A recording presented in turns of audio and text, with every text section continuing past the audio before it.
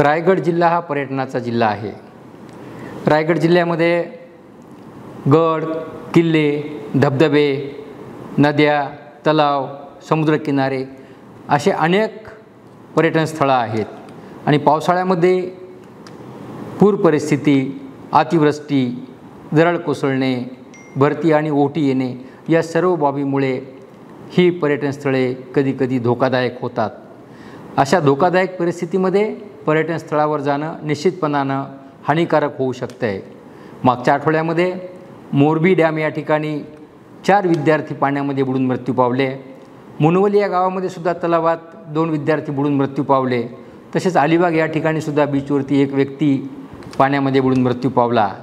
अतिउत्साह आणि निष्काळजीपणा या गोष्टीमुळे अशा घटना घडतात आणि आपल्या कुटुंबाचं अतोनात नुकसान होतं आणि आपला जीव कायमचा गमावला जातो।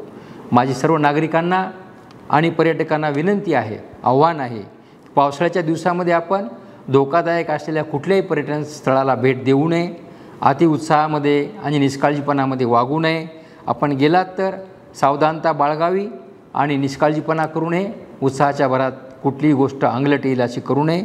शासन आणि स्थानिक स्वराज्य संस्था आणि स्थानिक लोक यांच्या वतीने ज्या काही त्या ठिकाणी सूचना देण्यात आलेल्या आहेत, उपाययोजना करण्यात आलेल्या आहेत, तर त्याचा सर्वांनी विचार करावा।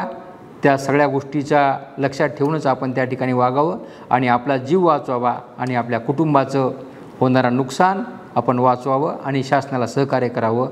धन्यवाद।